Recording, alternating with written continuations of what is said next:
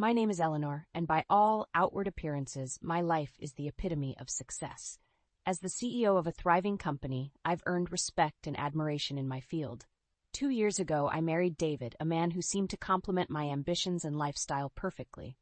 We don't have children, but our busy careers fill our lives, often spilling into weekends. Our rare time together is cherished, usually spent on yearly overseas trips, our escape from the perpetual hustle. Our home, a luxurious condo on an upper floor of a Bay Area tower, stands as a testament to our aspirations. It was a stretch to afford, but we saw it as a valuable asset for our future. Every inch of our home reflects the life we've built, spacious, modern, and high above the city's clamor. Rachel, my friend since high school, is one of the few I share my personal life with. Beautiful and ambitious, Rachel has always had her eyes set on a particular type of man. Well-educated, high-earning, the epitome of success. Her unwavering standards have kept her single, but she remains hopeful, continually searching for her ideal match through dating apps. Our friendship, born in the classrooms of high school and strengthened through shared university experiences, has been a constant in my life. We've shared laughter and tears, triumphs and disappointments. Since my marriage, however, our meetings have become infrequent, our lives diverging onto different paths. One sunny afternoon, as we enjoyed lunch at a quaint cafe near the park, Rachel's casual question caught me off guard. "Eleanor, can I visit your condo next time?" she asked. She had never seen my home, and her sudden interest piqued my curiosity. The following weekend, Rachel visited. Her reaction upon entering was one of awe. "This place is like a mansion," she exclaimed, her eyes scanning every corner of my carefully curated home. "It must have cost a fortune." I nodded, affirming her guess. "It's $1 million condominium," I said, pride lacing my words. Her fascination was evident, especially when she learned of David's substantial income. But there was something in her reaction, a gleam in her eye, that unsettled me. I shrugged it off as mere admiration. Our afternoon progressed pleasantly enough, with tea and cookies. Rachel's request to stay till evening to greet David seemed harmless enough. He agreed happily, looking forward to a relaxed evening at home. I busied myself with dinner preparations, occasionally noticing Rachel's frequent trips to the bathroom, but thought little of it. Then, a moment of dissonance. Rachel returned from one such trip wearing my necklace, a piece I treasured and had intended as a gift for David.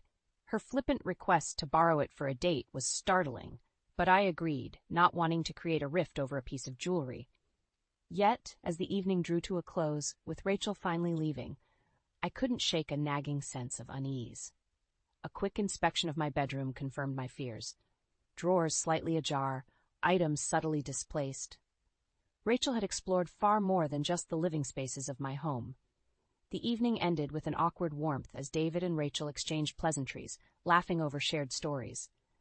But beneath the surface, a storm was brewing, one that would soon upend the life I had so carefully constructed. The morning after Rachel's visit, the condo felt different, as if her presence had left an invisible mark. I tried to shake off the feeling, attributing it to my overthinking. As I prepared for the day, I noticed small changes. A misplaced item here, a shifted ornament there. Rachel's curiosity had clearly extended beyond polite boundaries. Over the following weeks, David's behavior began to subtly shift. He was more absorbed in his phone, often distracted and distant. Our conversations, once filled with shared plans and laughter, dwindled into monosyllabic exchanges. He carried his phone everywhere, a sudden change from his usual casual attitude towards it. Our home, once a sanctuary of love and companionship, started to feel like a quiet battleground of unspoken tensions. David's increased workload, or so he claimed, meant more weekends spent at the office. The gap between us widened, leaving me in a house that felt increasingly empty. One evening, as I sorted through some documents in the living room, I stumbled upon something unexpected and chilling: divorce papers. David's signature was already there, stark and final. My heart raced and a cold sweat broke out across my forehead. The papers felt heavy in my hands, a tangible confirmation of the growing rift between us. I confronted David over the phone. His response was blunt and emotionless. "I've fallen in love with someone else," he said, his words slicing through the last thread of hope I held for our marriage. The background noise on his end of the call revealed another presence, a female voice I recognized immediately. Rachel. Her words were like daggers. "I'm dating David. We're serious." The callousness in her tone was something I had never heard before. It dawned on me that the friend I had trusted was now the architect of my marital collapse. In the days that followed, I was engulfed in a fog of betrayal and disbelief. David never returned home, and I couldn't bring myself to touch the divorce papers that lay accusingly on the table. To add to my torment, Rachel began sending me photos. Her and David, smiling, laughing, blatantly flaunting their relationship. Each image was a calculated strike, designed to deepen the wound she had so callously inflicted. I struggled to maintain a semblance of normalcy. My work suffered, my social interactions became strained, and sleep eluded me. Concerned friends and colleagues urged me to seek professional help. Reluctantly, I agreed, and the medication prescribed brought a measure of relief, allowing me to sleep and function at a basic level. Then one day I returned home to find signs of intrusion. My bedroom had been ransacked. Jewelry, bags, watches, many of my valuables were missing. There was no doubt in my mind who was responsible. The theft was more than just a material loss. It was a violation of my sanctuary, a place that once represented safety and love. My insomnia returned, more severe than before. The nights were long and torturous, filled with a mix of rage and despair. Friends and therapists alike encouraged me to take legal action, and finally I relented. It was time to face the situation head-on. In the wake of the discovery and theft, my world felt like it was crumbling. The walls of the condo, once symbols of success and security, now seemed to mock me with their silent, unchanging presence. I had to act, not just for the sake of my peace of mind, but for my dignity. I reached out to a lawyer, seeking guidance on how to navigate the legal complexities of divorce and theft. The lawyer, a seasoned professional with a keen understanding of such matters, listened intently as I recounted the events that had led me to his office. "We need to approach this methodically," he advised, outlining a plan that began with filing for divorce and reporting the theft. His calm demeanor and systematic approach provided a semblance of stability in the chaos that my life had become. Armed with legal support, I found the strength to confront David. I sent him a certified letter, formally notifying him of my intent to divorce and the legal actions I was taking. His response was cold and detached, a sharp contrast to the man I had married. As the legal proceedings began to take shape, I found myself oscillating between a sense of empowerment and overwhelming grief. The process was cathartic, but also painfully revealing. It became increasingly clear that the man I had loved and the life we had built together were nothing more than a facade.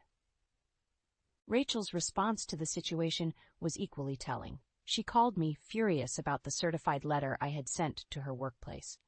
Her anger only fueled my resolve.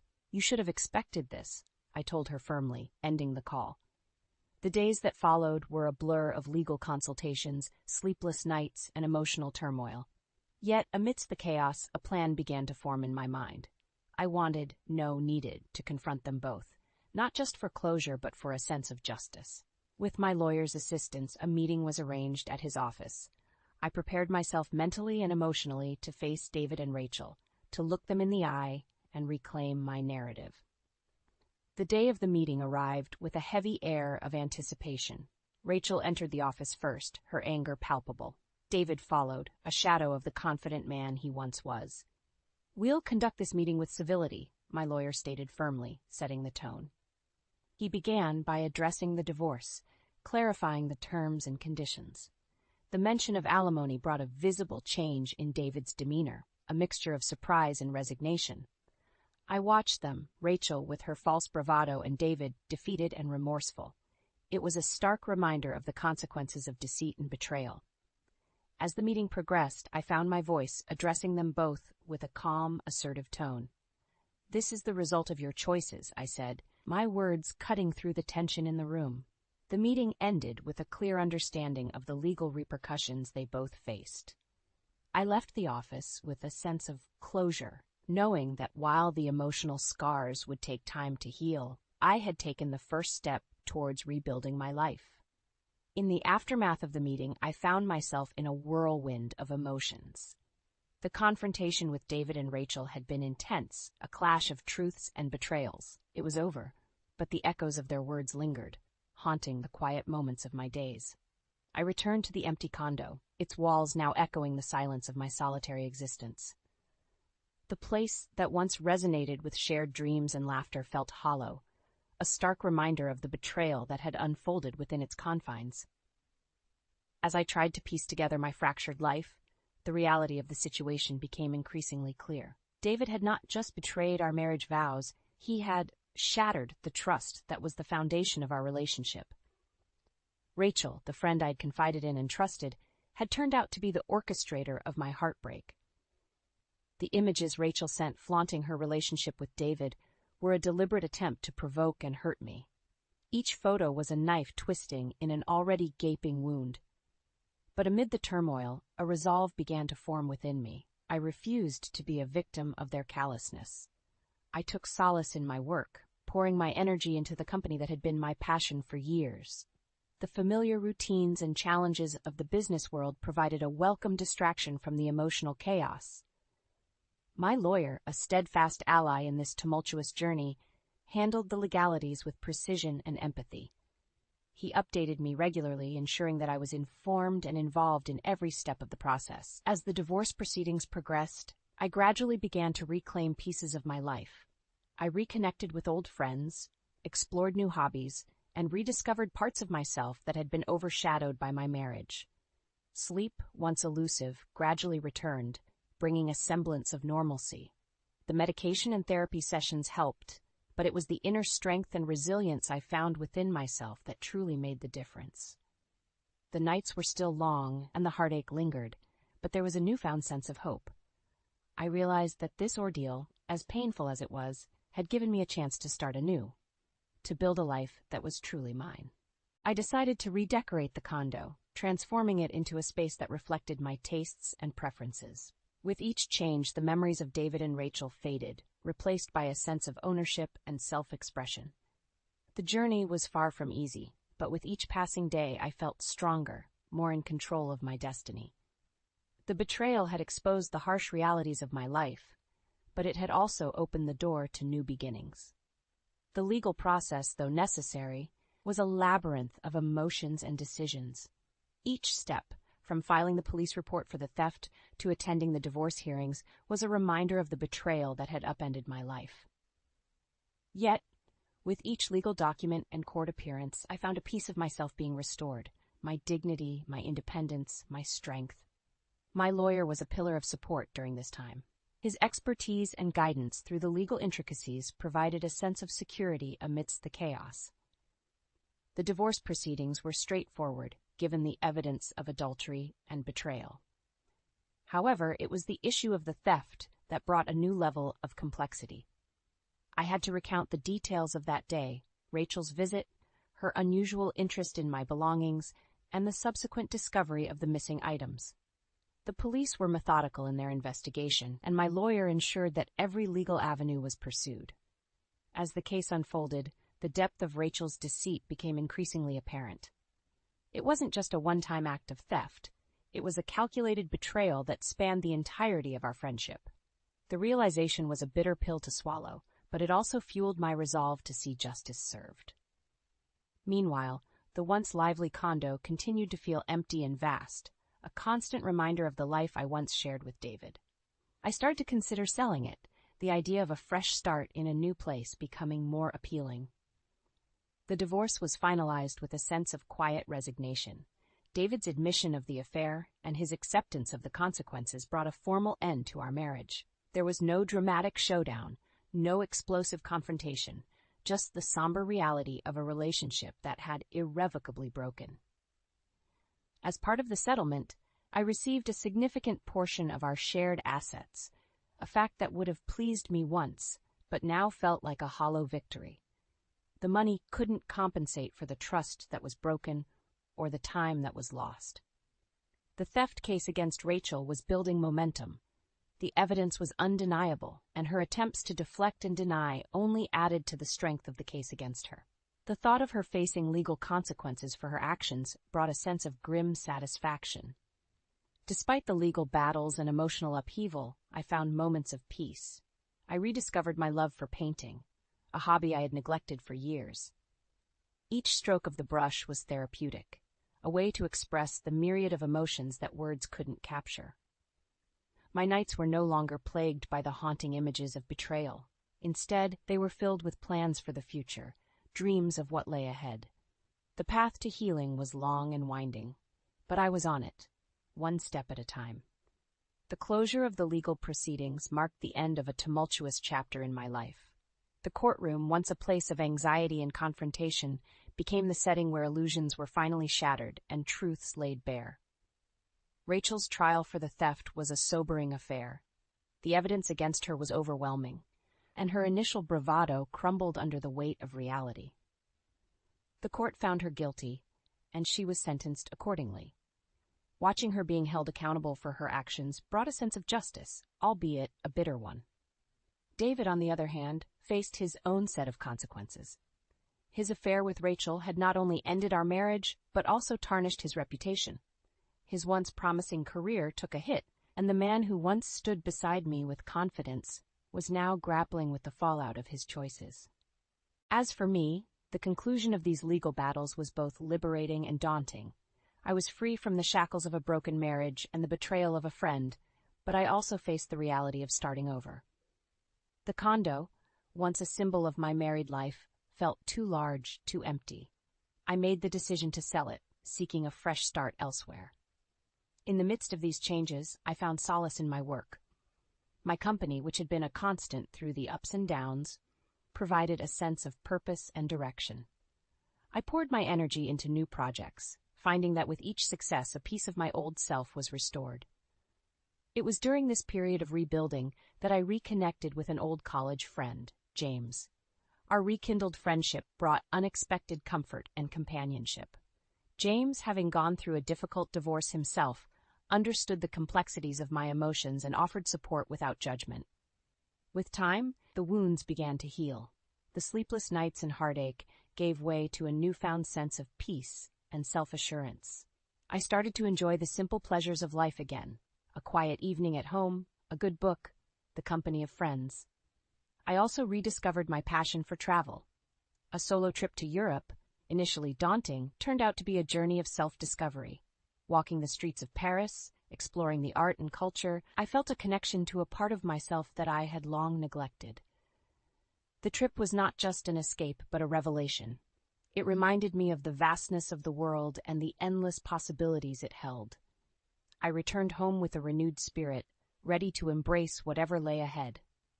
The end of my marriage to David and the betrayal by Rachel were painful chapters in my life, but they were not the end of my story.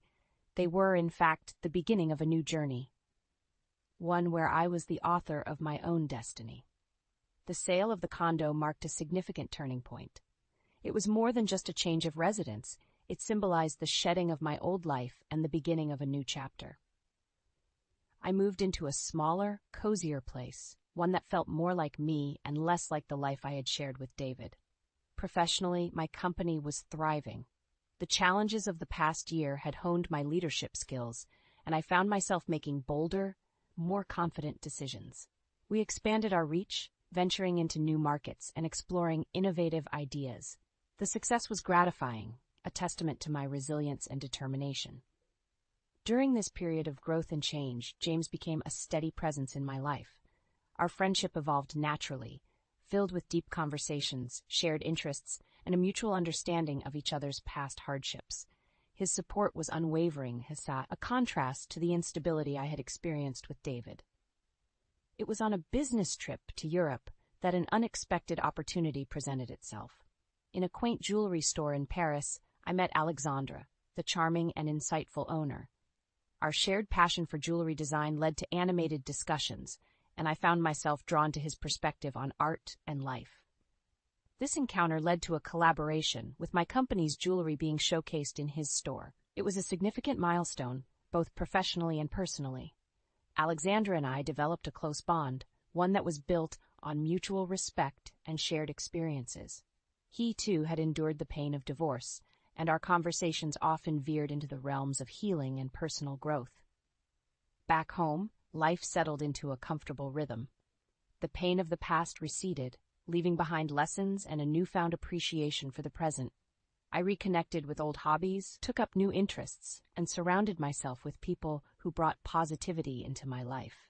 The journey wasn't without its moments of reflection and sadness, but these emotions no longer overwhelmed me. Instead, they were reminders of how far I had come and the strength I had found within myself. As I look back on the tumultuous events that reshaped my life, I realize that they were catalysts for a profound transformation. From the ashes of betrayal and loss, I rose, stronger and more self-assured. I had not only survived, I had thrived. Now, as I plan my next trip to Paris, not just for business but also to see Alexandra, I do so with a heart full of hope. The future is unwritten, and for the first time in a long time that excites me. My story, once marred by deception and heartache, is now a narrative of resilience, growth, and the power of new beginnings.